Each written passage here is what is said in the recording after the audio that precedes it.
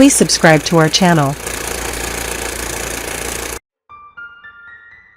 Arcadian is a 2024 American action horror film directed by Ben Brewer from a screenplay by Michael Nilon. It stars Nicolas Cage as the father of two teenage boys, all trying to survive in a post-apocalyptic world. In the opening scene, Paul is fleeing the apparent end of civilization, with sirens and explosions in the background. In a hiding spot, he cradles his two infant boys, assuring them that they will be fine. 15 years later, Paul and his twin sons, Joseph and Thomas, live in a remote farmhouse. They find tranquility by day, but fear the night. When the sun sets, there's no safety in this post-apocalyptic condition. It goes without saying that Thomas and Joseph have only word of mouth to go by when it comes to knowing how life was before all this. We can imagine that a big part of their upbringing has been about honing their survival skills in the new normal. For those who've survived the mysterious apocalyptic event, daylight is the only time to do what they must outdoors. Because once darkness falls, being cooped up in the house with the doors and windows boarded up is the only way to be safe against the terrifying creatures that come looking for prey. Despite all this, Paul's done his best to give his teenage sons a sense of stability. They live just as you'd expect a loving father and his two sons to live, saying grace before dinner, a mild reprimand from Paul when Joseph and Thomas are at each other's throats, as usual. What they can't scavenge or trade for, the three of them are more than capable of either making for themselves or finding a substitute for. Judging by the sweet nature of kids who don't really have any worldly experience or outside influence, Paul's done a great job raising the two. They know how to balance life and survival. While they don't deprive themselves of the joys of existence, they adhere strictly to the limitations posed by what lurks around. They've gotten themselves accustomed to staying hypervigilant after dark. But that was probably much easier to get used to compared to the roaches. Wherever a monster's been, there'll likely be an intrusion of the gross critters. Despite being twins, and having known just a handful of people throughout their lives, Thomas and Joseph's personalities are tremendously conflicting.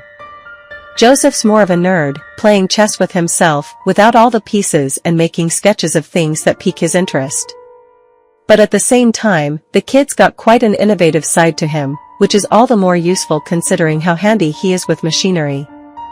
He's been working on a makeshift truck, and it's adorable how Paul's first-hand experience with cars ends up being just what's needed to give it the finishing touch. Thomas is the more impulsive of the two, so smitten with Charlotte, the daughter of the people who run the neighboring Rose Farms, that he'd find all the excuses in the world to spend most of his days over there. Thomas was supposed to be helping Joseph scavenge on the day he accidentally tripped and fell into a cave while rushing home from Rose Farms. Going out into the dark is practically a suicide mission. But Paul can't leave it to luck when the surrounding woods are monster-infested. Stuck in the cave, a frightened Thomas's every attempt to hold off the creatures is a testament to everything he's learned from his dad.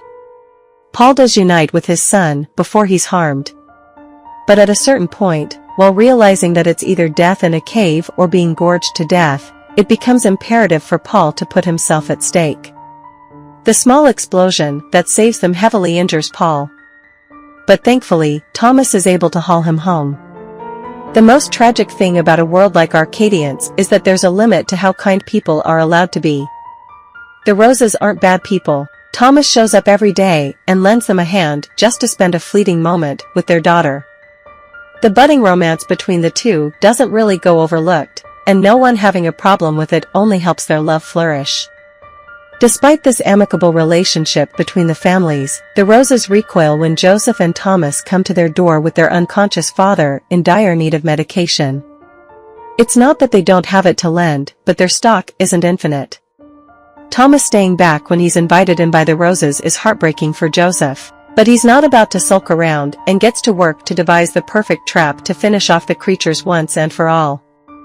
Unfortunately for Thomas, whose guilt kicks in pretty soon after shifting to the farm, not everyone around is kind.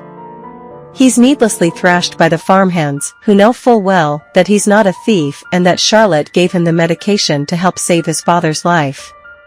This is perhaps where Kristen Control and Josh Martin's music is at its most effective. The thunderous pulsation of the background track witnesses the monsters doing Thomas a solid by crawling out of the ground and finishing off his captors.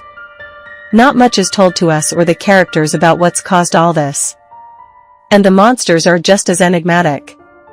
Certain keen observations by Joseph do suggest that these creatures aren't incapable of complex thoughts or emotions.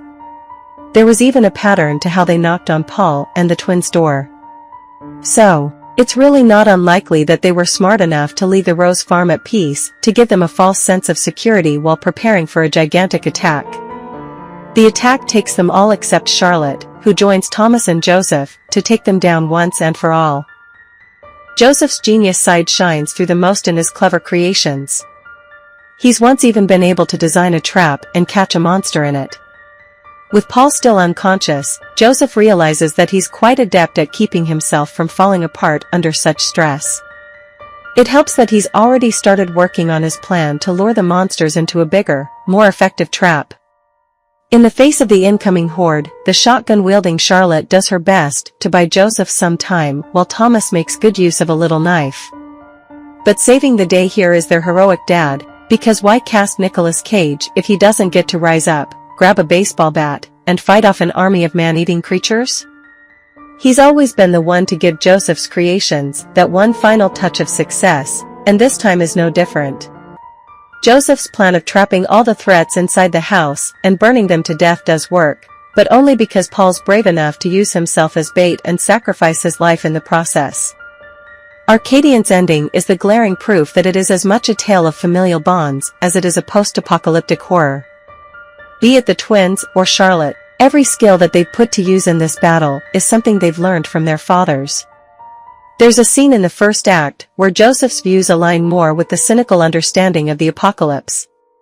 Paul's hope, in the face of the tragic fate of the world, challenges this negativity. So, even Joseph's faith that there must be more survivors and communities out there for them to join is something that Paul inspired in him. So that's Arcadian film summary and ending explained.